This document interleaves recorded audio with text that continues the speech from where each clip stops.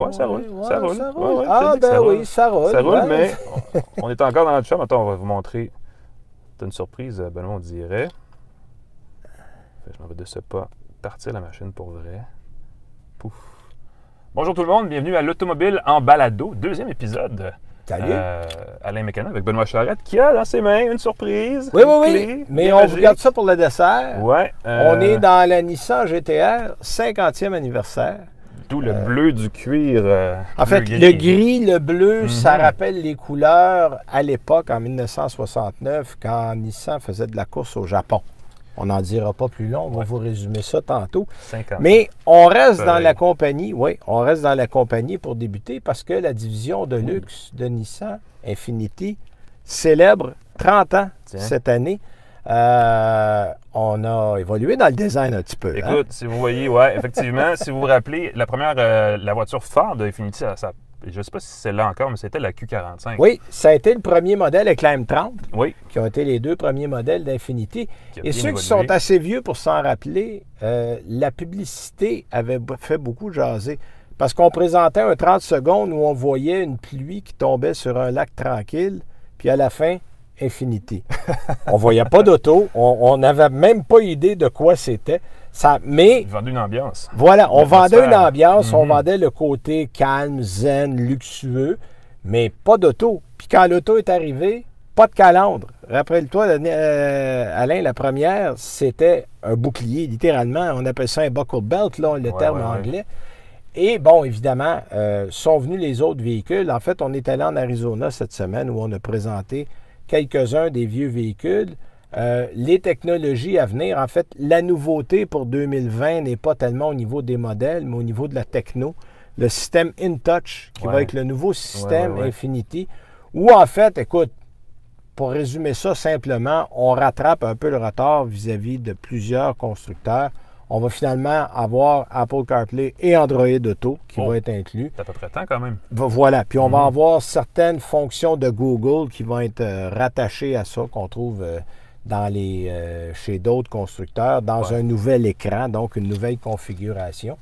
Mais le point majeur de l'aventure où on est allé, d'ailleurs, au Spaceport de Richard Branson, on est allé au OK, Spaceport quand de même. Virgin Galactic à Truth or Consequences. Ça, c'est le nom du village, pour le vrai, au Nouveau-Mexique. Oui, oui. Parce qu'on vous met au défi, genre, Oui. d'avoir un village, puis OK. Et le voisin, c'est Elephant Butt. Hey Et ce boy. n'est toujours pas une blague. En fait, c'est un immense terrain qu'on a acheté là, à coût littéralement de milliards. Là. Ça a coûté extrêmement cher. Où on a installé le poste de commandement de Virgin Atlantic, de Galactic, Virgin Galactic, oui. où on attend toujours le premier vol, parce que ça a été Ça s'en remis. vient dans Oui. 2 ans. Ben, c'est ça. Là. Mhm. On a remis ça d'année en année en année. Mais Infiniti nous avait invités là pour justement présenter les technologies à venir. OK. Et là, ce qu'on a fait, en fait, Nissan appelle ça le e-Power. Mhm. Il va avoir deux technologies privilégiées. Une première qui est un moteur à gaz électrique. Là, vous allez me dire, hein, à gaz Un électrique? moteur à gaz électrique. Oui. Alors, voici comment ça C'est pas une fonctionne. hybride, là. C'est un hybride. En fait, non. C'est un véhicule électrique. Et j'explique la nuance. Ils ont pris un peu le même principe que GM a fait avec la Volt. OK. Rappelle-toi, la Volt, la génératrice, qui était le moteur 4 cylindres, n'actionnait pas les roues. Ah, oui, OK. Seules les batteries actionnaient les roues. Donc, on est parti du même principe, c'est-à-dire qu'il va y avoir une planche sous le véhicule où il va y avoir un moteur électrique à l'avant, un moteur électrique à l'arrière. Donc, tu as un 4 roues motrices électriques. Mhm. Et le milieu, donc le sous-bassement du véhicule, batterie, moteur à essence qui est collé au moteur électrique à l'avant, OK. échappement, réservoir à essence. Et le moteur à essence va être un 3 cylindres 1,5 litres qui va fonctionner en continu. Donc, contrairement à une Volt, il n'y aura pas d'autonomie 100% électrique. OK. Sauf que ce qu'Infiniti nous dit, c'est que ce moteur-là va fonctionner à charge variable, dépendamment des besoins. Donc, va fournir plus ou moins d'énergie. Et les batteries ne sont pas grosses. Ça va aller de 3,5 à 5,1 kWh selon le modèle. La puissance va être vraiment pas gros. de 248 à 429 chevaux, OK. toujours évidemment dépendamment du modèle. Donc, le moteur à essence n'amène pas plus de puissance et ne fait pas tourner les roues. OK. Donc, comme c'est les batteries qui font tourner les roues, tu peux appeler ça un véhicule électrique. Ouais. Tu vois On la joue un peu nuance sur dans les la... mots, hein. Bon, voilà. Mhm. Mais ça va être le... En fait, Nissan appelle ça le e-Power. C'est OK. pas le nom qu'Infiniti va donner. Il va avoir un autre nom, mais ça va être le principe. Et il va y avoir aussi des véhicules 100% électriques. L'avantage que Infiniti voit dans cette technologie, c'est que on pourra interchanger les modèles. C'est-à-dire qu'en gardant la même configuration du moteur électrique à l'avant et à l'arrière, au lieu de mettre moteur à essence, échappement, réservoir à essence Au cas sous le par cas, plancher, ouais. on pourrait mettre juste des batteries, puis tu as un véhicule 100% électrique.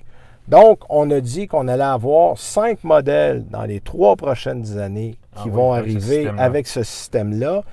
Et selon aucun ordre précis, ça va dépendre de la demande. Si la demande est plus forte pour un 100% électrique, on va le faire en 100% électrique.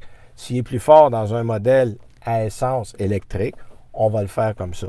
Mais c'est la technologie qu'on prépare du côté d'Infiniti. Une certaine flexibilité au niveau de la motopropulsion, de la propulsion. Absolument. Intéressant. Autre nouvelle cette semaine, Alain. Ben oui, ben là, c'est ça, c'est que... Et c'est un peu ça, c'est l'effet de la transition énergétique. En fait, c'est le monde électrique est en train de révolutionner, et pas seulement les produits, mais aussi la business automobile. La business automobile. Oui, on a parlé, et là, on a, évidemment, on en a entendu parler la semaine passée beaucoup, c'est en cours. Il y a une fusion qui pourrait s'en aller prochainement entre FCA et PSA. Voilà. On peut même utiliser des mots qui viennent avec les voyelles et les consonnes. C'est Fiat Chrysler Automobile et la compagnie derrière Peugeot, Citroën, Opel. Exact. En fait, c'est Carlos Tavares qui a accepté finalement parce qu'il faut bien comprendre que depuis 5 ans, là, ou à peu près, FCA est à la recherche d'un partenaire. On a cogné à toutes les portes. On est allé voir GM. On a fait la sourde d'oreille. Ouais. On a négocié avec l'alliance Renault-Nissan il n'y a pas si longtemps, sans résultat. On était déjà allé voir Peugeot il y a quelques mois à peine. Et là, on est retourné. Moi, j'aurais aimé ça être un petit oiseau puis voir à quelles conditions FCA a signé. Parce que moi, j'ai l'impression que l'offre qu'il y a eu il y a quelques mois n'était plus la même quand on est retourné se présenter. Non, effectivement. Mais chose certaine, sur papier, c'est intéressant. Parce que là, on a 2 compagnies qui sont de catégorie moyenne, qui représentent à l'eux deux, si on réunit les 2 compagnies, 8,7 millions de ventes annuelles. Ce qui les place au 4e rang de l'industrie. Ça les place 4e rang de l'industrie. Et il y a quand même 14 marques, là. Donc, bon, entendons-nous, s'il y a une fusion, il y en a quelques-unes qui vont probablement prendre le bord. Mais il y a 2 gros avantages. D'abord, PSA a la technologie de véhicules verts, de véhicules électriques qu'ils possèdent déjà dans certains de leurs produits du côté de l'Europe, ce que FCA a cruellement besoin d'avoir. C'est vraiment là le nerf de la guerre. Ça presse. Ouais, c'est après ça qu'on court depuis des années. Et du côté de PSA, on fait 88 % des ventes du groupe en Europe et on avait déjà parlé d'étendre son marché. Il y a quelques mois à peine, on avait annoncé qu'on revenait en Amérique du Nord en 2026. On a après ça dit en 2023. Bien là, ça risque d'être encore plus vite que ça. Parce que là, si on peut utiliser le réseau de concessionnaires de FCA, bien Peugeot s'ouvre des portes là, toutes grandes. Là, évidemment, il faut voir, est-ce qu'on va avoir effectivement des modèles Peugeot en concession à court terme? Ça, c'est moins sûr. Puis il faut regarder aussi qu'est-ce qu'on peut mettre en concession. Ouais. Ben, l'entreprise peut être ici sans avoir nécessairement sa marque. Exactement. Peut prêter des plateformes, un peu comme Nissan et Renault le font. On a des véhicules ici qui sont sous le nom de Nissan, mais qui sont en fait des plateformes de Renault, des technologies de Renault qu'on met. Voilà. Mais il y a quand même quelques utilitaires chez Peugeot, les 2008, 3008 et 5008, qui pourraient peut-être trouver leur place ici. Il ne faut pas oublier aussi que Opel et Vauxhall, ça appartient depuis peu. Ça a été racheté de GM à PSA. Donc, il y a aussi là des véhicules qui pourraient trouver leur place. Mais chose certaine, J'ai hâte de voir la suite des choses parce que ça peut être intéressant. Ouais. Puis toi, tu as même trouvé un lien au-delà de ça. Ben, j'allais dire juste avant, ce qui est intéressant, c'est que dans le cas de, quand on parlait de Renault comme partenaire avec Fiat Chrysler, il y avait le gouvernement français qui a dit non, nous, on veut rien savoir. Oui, c'est vrai. Et là, dans ce cas-ci, ils ont fait non, ça, celle-là nous intéresserait. Là. Avec PSA, on trouve ça intéressant. Il y a une garantie de garder un siège social en France aussi. Oui, parce que là, évidemment, les sièges sociaux vont être en France, en Italie et aux États-Unis. C'est Carlos Tavares qui deviendrait comme le grand patron de tout ça. Et John Elkann, qui est l'arrière-petit-fils du fondateur de Fiat, la famille Agnelli, lui garderait le poste du directoire. Donc, chacun aurait sa façon de diriger les choses. Mais là, évidemment, tout le monde va être assuré sur les postes aussi au niveau des industries, des emplois, les usines. Bon, ça, le temps saura le dire. Oui, puis ça va changer parce que justement, le président de Chrysler, lui, regardait ça parce qu'on en parlait. L'enjeu, c'est d'avoir la plateforme pour des voitures électriques dans un prochain cycle de renouvellement des produits, parce que ça s'en vient très rapidement. Oui, puis Chrysler a besoin de ça vite, là. Exactement. Puis, ce qu'ils recherchent, eux, ce que monsieur, c'est Manley, je crois, Mike Manley. Manley qui est le président de Chrysler, a dit essentiellement, ben nous, ce qu'on voudrait, c'est avoir un partenariat, bon, dans le cas de PSA, pour la distribution, pour l'infrastructure, pour ce qu'ils ont déjà, mais aussi pour fournir des composants. Et là, on regarde du côté de Tesla, qui a déjà été un proche partenaire de Chrysler à une certaine époque. Tesla qui a déjà fourni des composants aussi à Toyota à un moment donné, donc ils sont prêts à avoir ce rôle-là. Donc, le grand gagnant de cette éventuelle fusion-là entre PSA et FCA, ça pourrait être Tesla, qui pourrait tout d'un coup avoir un client énorme, le 4e plus gros vendeur de véhicules au monde, pour appelons ça son skateboard, c'est-à-dire la technologie intégrée à la structure sur laquelle tu peux décliner un paquet de modèles. Puis ils ont l'avantage d'avoir des plateformes qui existent, qui sont prêtes, un peu comme Rivian a fait avec Ford, où on avait une plateforme de camion prête, puis ça coûte moins cher d'investir dans ça que de le développer soi-même, parce qu'on le sait que c'est des milliards de dollars quand on développe une plateforme, puis c'est encore plus cher quand tu es électrique. Alors ça pourrait être une solution intéressante. Oui, puis ça répondrait aussi à une certaine critique au niveau des investisseurs, au niveau du secteur plus financier par rapport à Tesla, qui est, tu sais, ils ont de la misère à générer des profits durables et réguliers. Ils l'ont fait 2 fois, 3 fois à date depuis leur création. Et bien des gens voient Tesla devenir un fournisseur ou une marque, disons, intégrée à un autre plus grand groupe. Ça, c'est une porte de sortie qui serait intéressante pour Tesla, de dire, on peut fournir des composants à d'autres partenaires sans devenir une filiale. Exact. Oui. Tu fournis l'expertise, effectivement. C'est intéressant comme stratégie, effectivement. Oui, puis évidemment, au niveau du Québec, on le sait, les véhicules électriques ici s'intéressent beaucoup les gens. Oui, justement, j'ai un graphique pour ça, tiens, je vais le montrer. Ah oui? Il y a, on le sait, hein, évidemment, au Québec, la voiture électrique, depuis toujours, c'est un rêve, là, de plus en plus accessible. Et c'est un marché, le Québec, qui est de plus en plus important pour les fabricants de voitures électriques parce que c'est un des endroits où ils vendent le plus de voitures électriques par rapport au reste du marché. Ce qui est intéressant, et ça vient de l'Association des véhicules électriques du Québec, l'AVEQ, ils ont publié des données la semaine dernière sur le marché électrique québécois par rapport à ceux d'autres pays dans le monde. Et proportionnellement parlant, il se vend plus de voitures électriques au Québec qu'en Chine, qui est souvent perçu comme la locomotive. Au prorata, oui. Par part de marché. Évidemment, pas au niveau absolu, parce qu'évidemment, on a un beaucoup plus petit marché. Mais les statistiques sont quand même intéressantes parce que, évidemment, on parle toujours de la Norvège, puis on le sait, la Norvège, c'est un gros marché. En fait, j'y étais il y a quelques mois à peine pour Mazda, puis c'est vrai qu'il y en a partout des chars électriques. Là, tu vois, les ventes, c'est 47 % des ventes de voitures en Norvège sont électriques. Donc, c'est quand même un gros morceau. Et là, après ça, ensuite, le deuxième marché le plus... l'Islande, je ne suis pas surpris. Parce que l'Islande, c'est petit. Exactement. C'est une île, ça se couvre assez bien. Et on tombe à 11 %. Ensuite, c'est la Californie, 7,8 %. La Suède, à 7,4 %. Les Pays-Bas, j'aurais pas vu là, non, effectivement. Ensuite, le Québec, à 6,4 %. Et la Chine, il se vend essentiellement une voiture électrique pour 19 voitures véhicules à essence. 4,8, donc presque 5 7e, Québec 6e. Donc, c'est assez intéressant de voir cette position-là pour le Québec. Puis c'est intéressant aussi parce que ça permet d'attirer, en fait, les fabricants, ou en tout cas d'inciter les fabricants à venir vendre leurs produits Tesla ici. Parle avec des gens d'Hydro-Québec, en fait, pour des piles, puis tout ça. Puis on a une électricité propre.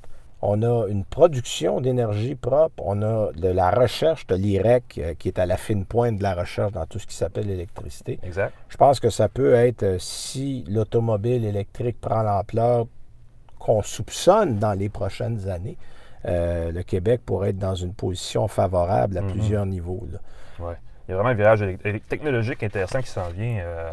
Écoute, à tous les niveaux. Tu me parles de technologie. Tu as une petite appli, toi, dont tu veux me parler, qui est intéressante. Exactement. Ça, c'est la... Écoute, on parle de voitures électriques, évidemment. On parle aussi de voitures connectées. Ça s'en vient encore plus vite, probablement, que les voitures électriques. Ce sont ces voitures qui ont une connexion cellulaire permanente. C'est les deux pôles, là. Autonomie, Exactement. électricité. Ce qui est le fun avec les applications mobiles qui sont associées à ces véhicules-là, c'est qu'on peut évidemment contrôler certaines fonctions à distance, démarrer le moteur, activer le klaxon. Oui. Je ne sais pas pourquoi, mais on pourrait. Verrouiller, déverrouiller les portes à distance, ça aussi, c'est assez intéressant. La prochaine évolution, ça, ce serait évidemment que la voiture détecte qu'on a le téléphone dans sa poche quand on s'approche de la voiture et que tout ça se fasse automatiquement. Tu as les fonctions stationnement aussi qui existent. Oui, bien là, ça, c'est la prochaine étape. Ça, c'est la Tesla a prochaine son étape. Smart Summon qu'on peut juste appuyer sur le bouton et là, la voiture sort du stationnement et vient nous rejoindre. Donc, ça évolue vite, mais malheureusement, c'est pas toujours très bien sécurisé. Ça, c'est un problème, ça. Et évidemment, ça reste très théorique parce que, bon, on en parle, puis c'est pas encore un truc qui est très répandu, mais... Mais il faut y penser parce que ça va venir vite, là. Ben, oui, absolument. Puis, je veux dire, ça a été le cas, justement, il y a quelques semaines de deux clients qui avaient des voitures Mercedes sur la côte ouest américaine. Ils se sont aperçus qu'en ouvrant leur application Mercedes, ils avaient accès à un véhicule qui n'était pas le leur. Et dans les deux cas, c'était la même voiture, mais d'une troisième personne que personne ne connaissait. Et là, ils se sont posé des questions. Ils ont envoyé un message à Mercedes. Ils ont dit, écoutez, c'est pas normal, on ne devrait pas avoir accès à ça. Donc, ils auraient pu opérer la voiture. Là, évidemment, c'est... Oui, il n'y avait pas de mauvaises intentions, mais non, bon. puis il y a pas, on peut pas conduire la voiture à distance, donc il n'y a pas grand-chose qu'on peut faire de néfaste, mais c'est quand même la première étape vers une évolution qui va devenir de plus en plus délicate si la sécurité autour de ça mieux est vaut pas y bien voir faite, tôt qu'y voir trop tard, parce que là, à un moment Exactement. donné, puis on le sait, la complexification... Là, il y a du 5G qui va arriver. On parle des ordinateurs quantiques qui vont avoir quoi, là, 100 000 fois la puissance de ce qu'on connaît en ce moment. Fait que là, on va s'ouvrir à des possibilités incroyables. Ah oui, c'est ça. Puis, je veux dire, évidemment, ça soulève la question de la sécurité, puis il va y avoir des solutions qui vont venir de l'industrie. Mais en attendant, il faut quand même se poser des questions sur est-ce qu'on a besoin d'une application et d'une voiture connectée en ce moment, en sachant ça que c'est pas entièrement bien. Tu sais, c'est pas 100% sécurisé comme ça devrait l'être. À chaque année, il y a des pirates qui se rencontrent, des réunions, des conférences de pirates qui démontrent comment il est facile de déjouer les systèmes de sécurité des automobiles sur la voiture. Parce qu'il y a beaucoup de petits ordinateurs de bord dans une voiture, puis la communication de ces appareils-là n'est pas toujours à point. Non. Non, puis il va falloir qu'il y ait aussi un consensus dans l'industrie sur la façon de communiquer. Exactement. Parce que là, malheureusement, en ce moment, chaque compagnie travaille un peu avec son système. Bon, évidemment, tu as les Google, tu as les Apple, tu as les Microsoft qui ont leur système. Mais si on veut vraiment un jour qu'il y ait une communication réelle, il va falloir prendre des paramètres qui vont être les mêmes pour tout le monde. Parce que sinon, ça va être la tour de Babel. Là. On va s'y perdre, là, carrément. Et de façon assez quand même intéressante, si une solution se trouve, peut-être se trouve-t-elle au Canada, parce qu'il y a un fournisseur de solutions connectées qu'on n'aurait pas pensé qu'il c'était pour la voiture, mais c'est rendu dans l'automobile beaucoup, qu'on connaît super bien, qui s'appelle BlackBerry, en fait. Ben oui. Ils ont racheté, ça fait quand même plusieurs années, là, une compagnie d'Ottawa qui s'appelle QNX, qui fait des systèmes électroniques informatiques, embarqués en voiture. Et BlackBerry, depuis qu'ils ne font plus de téléphone, se sont réorientés comme un fournisseur de solutions de sécurité pour différentes plateformes électroniques. Évidemment, informatique, mobile, tout le kit, mais ça comprend aussi une plateforme automobile. Donc, on pourrait imaginer qu'éventuellement, BlackBerry va offrir une solution de sécurité pour ces systèmes-là. Donc, ce sont des espèces de murs de feu, des systèmes des outils de communication sans fil pour les fabricants de voitures. Pour le conducteur, pour le propriétaire, ça va être complètement transparent, mais ça pourrait être la niche pour une compagnie comme BlackBerry. Donc, ça pourrait être une solution. On ne sait pas. Exactement. Sécurisé par une compagnie canadienne qu'on pensait qui avant faisait que des téléphones et qui aujourd'hui... Non, mais qui a su se réorienter, ce qui est intéressant. Puis là, on est rendu au dessert. Et là, on vous présente la bête. Oui, en fait, Nissan GT-R, bon, je pense que la GT-R n'a pas besoin vraiment de présentation. Elle est là depuis, ma foi, déjà plusieurs années. Et pour vous dire qu'elle a changé énormément, non, je vous mentirais. Sauf que cette année... Et là, à l'oreille, on l'entend. Hein? Oui, absolument, là. C'est le même moteur 3,8 litres, 6 cylindres qui est là. Il y a 2 éditions pour 2020, l'édition Premium, l'édition Track. Bon, la différence, la puissance, 565 chevaux dans un, 600 chevaux dans l'autre. Juste ça. Mais on a l'édition avec nous, l'édition 50e anniversaire, parce que 1969, c'était la première GTR. En fait, à l'époque, qui était la Skyline GTR. La Skyline, oui, c'était un modèle mythique jusqu'à ce que la GTR revienne. En fait, voilà, exactement, qui a été le premier ou un des premiers modèles de voiture sport légendaire au Japon. Et on a choisi d'amener une édition 50e anniversaire. Ça fait quoi de plus? D'abord, 10 000 $ de vos poches. C'est pas juste un badge, là. Il y a non, plus que ça. Ben, en fait, tout l'habillement, la couleur 2 tons, qui rappelle les couleurs de course des véhicules à leur début. Ouais. L'intérieur gris, même affaire, c'était exactement la couleur intérieure de ces modèles-là. Évidemment, plus tous les logos, la fibre de carbone qu'on ajoute ici, le logo 50e anniversaire, on en voit un ici très bien. Donc, total, avec transport et préparation, 142 398 $. Ça, c'est pas le prix d'il y a 50 ans, par exemple. Non, ça, c'est... non, ça, c'est vraiment le prix d'aujourd'hui. Oui. Évidemment, il n'y en a pas beaucoup. Ça va se vendre à quelques éditions. Mais c'est une façon pour Nissan de souligner les 50 ans de la marque. Alors, si vous avez un portefeuille assez profond et que vous voulez quelque chose qui sera unique, ben voilà, l'occasion est là pour vous. Est-ce que l'acheteur typique d'une Audi ou d'une Porsche ou d'une voiture allemande plus européenne peut-être va lorgner du côté d'une japonaise? Pas beaucoup. C'est pas la même clientèle. Pas beaucoup, c'est pas la même clientèle. On s'adresse... Écoute, je l'ai depuis un matin, ça fait pas longtemps. Je l'ai pour quelques jours cette semaine. D'ailleurs, novembre, il est à peu près temps. Là. On est oui, bien là, c'est ça. Pour les performances, c'est pas le meilleur moment. Tous ceux qui sont nés avec les jeux vidéo, cette génération-là est la première qui la voit, c'est celle qui l'aime. On va plutôt avoir des amateurs de japonaises que des amateurs d'allemandes. Ouais. Je vous dis pas qu'il n'y a aucun amateur de voiture allemande qui va en acheter, mais on s'adresse à une autre clientèle. En fait, c'est une voiture... Tu sais, Nissan est un fabricant, c'est un généraliste. C'est pas un fabricant de voitures d'exception, mais on a un passé de course et on a voulu, à travers ce modèle-là, un peu comme on l'a fait avec la Z, la 240, la 260, la 280, la 300, la 350, la 370, c'est un peu le même principe. Ouais. C'est un peu, je dirais, l'héritage de course de la compagnie. Puis ça, ben, c'est sa forme la plus ultime. Il n'y a rien qui va plus vite chez Nissan qu'une GTR. Effectivement. C'est clair. On attend la GTR électrique. Oui. Nissan a beaucoup de plans pour l'électrique. Le e-Power dont on parlait tantôt avec ça pourrait servir à ça? Ben, peut-être pas dans une Nissan, mais le e-Power est déjà en vente au Japon. Et ça fonctionne très bien. Évidemment, on peut faire toutes sortes de choses. Ça dépend de la puissance qu'on veut mettre au moteur électrique. Les batteries, on peut ajuster ça comme on le veut. Et on est capable, dans une robe sportive, je pense pas que ça serait ça à ses débuts, parce que c'est déjà un marché extrêmement de niche, de l'ajouter en électrique par-dessus. Ouais, notre pointe de tarte est rendue extrêmement mince, mais il en demeure pas moins que la technologie, puis c'est un peu ce qu'Infiniti nous expliquait, on peut moduler au goût et aux demandes du marché.